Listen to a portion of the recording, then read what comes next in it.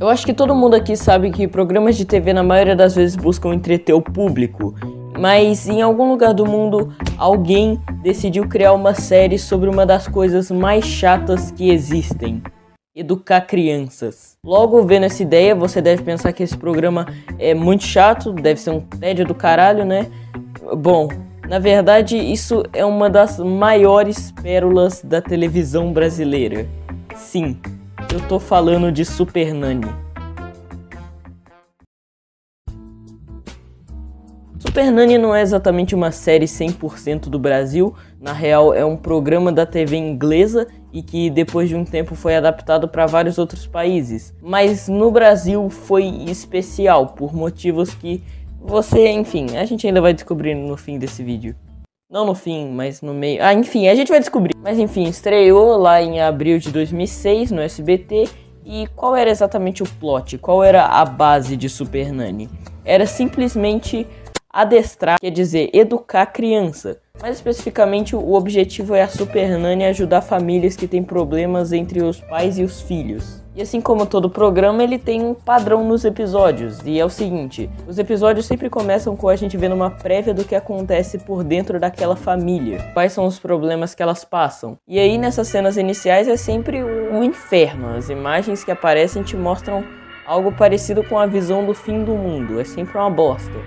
É um tumulto absurdo, até que de repente a campainha ou o interfone toca, e nesse momento todos têm certeza de que quem vem chegando é ela, a Super Nanny. Bom, pelo menos era pra ser, porque sempre que a Super Nanny chega começa a tocar uma música tão heróica e épica que eu não sei se quem tá vindo é a Super Nanny ou o Superman.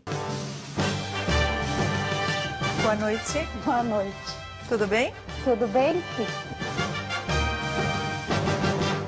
Mas enfim, aí a Super Nanny chega na casa e é guiada pelos pais para ver como é que é a situação. E aí entra uma das partes que eu considero um tanto quanto sinistras nesse programa. Porque a forma que a Super Nanny usa para pôr ordem na casa é dividida em 3 etapas. E na primeira delas, ela basicamente observa a família durante um dia inteiro para ver quais são as dificuldades ali.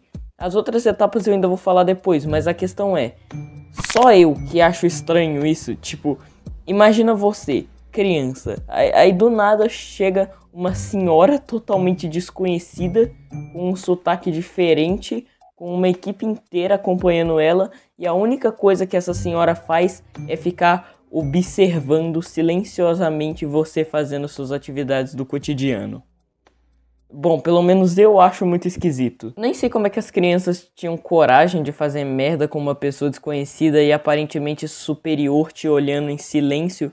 Porque nessa cena você vê que a Super Nanny ela olha com um olhar de desprezo, assim. Inclusive tem uma cena de um episódio que eu lembro de ter visto ela vigiando a criança dormindo, que é uma das coisas mais macabras já imagináveis. Mas enfim, depois de passar um dia inteiro observando crianças da forma mais perturbadora possível, a Super Nanny vai embora e volta no dia seguinte. Mas dessa vez para aconselhar e dizer aos pais no que ela acha que tá faltando, no que os pais estão errando na hora de educar os filhos e no que eles devem ser mais rígidos. E por aí vai. E eu só acho que tem um problema nesse esquema, porque a Super Nanny é uma tiazinha.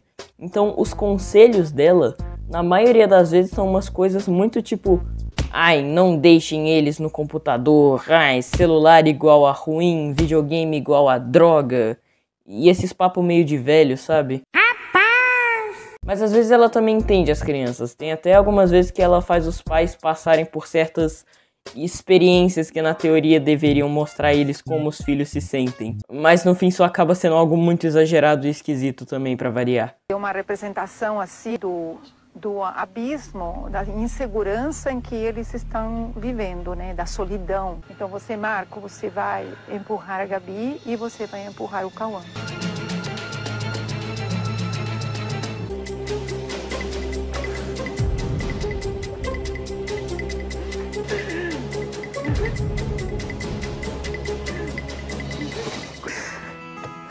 É uma coisa assim profunda, né? E você... E aí depois finalmente vem a parte final do show, que é quando a Super Nanny dá soluções para os pais de como instaurar a ordem na casa. Então ela vai lá e propõe algumas punições caso as crianças façam bagunça.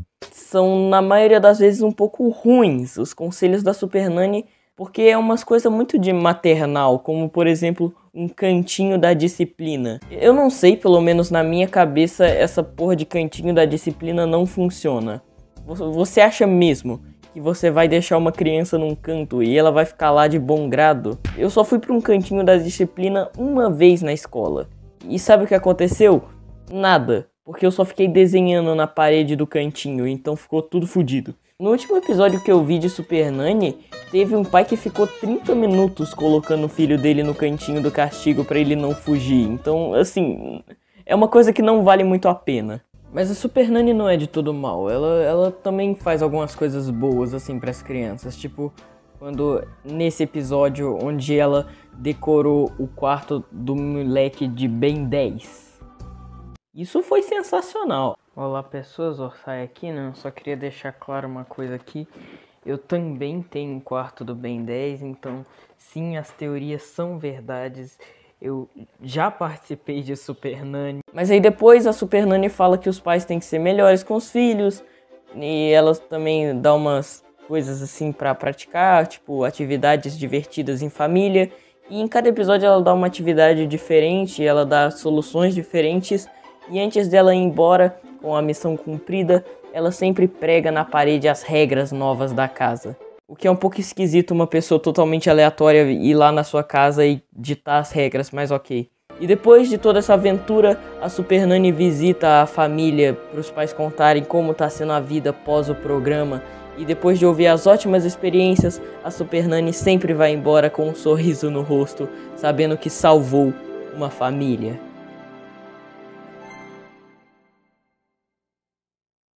Pelo menos é o que o show mostrava. Na real, a Super Nanny não salvava famílias do abismo, mas o programa fazia parecer que sim, porque na verdade o show todo era falso, era tudo feito em cima de um roteiro. Na verdade isso é uma coisa bem óbvia se parar pra pensar, só quem acredita que aquilo é 100% real é burro ou muito criança. Porque tipo assim, tem algumas coisas que simplesmente não tem nem nexo, tipo no início, como eu disse, a gente sempre vê uma prévia lá de como é a situação na casa, e aí depois a Super Nanny chega. E quando ela chega, os pais sempre fazem uma atuação, tipo assim, meu Deus, várias pessoas me filmando aqui, o que é isso? Não é como se tivesse gente te filmando na casa também, né? Enfim. E também é meio que óbvio que todos esses conselhos que a Super Nanny dava não são coisas muito fodas, é algo que você não precisa de um programa pra pensar, você não precisa de um show inteiro na sua casa pra pensar em um cantinho da disciplina. Isso e as várias outras coisas que a Super Nanny recomendava, já foi dito até pelas pessoas que participaram do programa que funcionava ali por um mês, às vezes uma semana e depois voltava a ser um inferno. Então, olhando a fraude que era o show e como ele realmente não funcionava, você deve pensar que foi um fracasso, né? Mas não. Na verdade, Super Nanny foi muito famoso e ainda é, só que de uma maneira diferente. Pra você ter uma ideia, a reprise que passou em 2017, se eu não me engano, veio substituindo Chaves. E pra algo substituir Chaves tem que ser muito foda. Além disso, pesquisando Super Nanny no YouTube, você percebe que os reposts dos episódios todos têm mais de 1 milhão de views.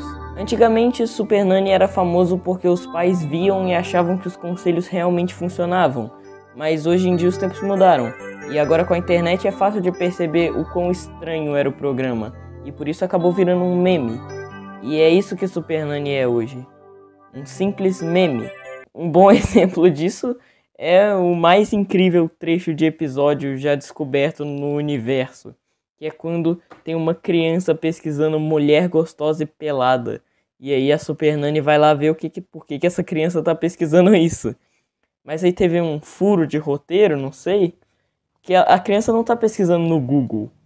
Ela tá pesquisando na criação de conta do Google. É uma criança pesquisando mulher gostosa e pelada na criação de conta do Google. Eu não sei, hein, mas eu acho que temos um furo de roteiro aqui, hein? O que é isso aí? Mulher gostosa e pelada. Hein? O que é isso? O Lucas faz horas que está na frente desse computador, sem nenhum tipo de supervisão, sem ninguém saber o que ele está assistindo. O que é isso que você tá vendo? Não, nada não. Quero saber o que é isso. Entra lá pra mim ver.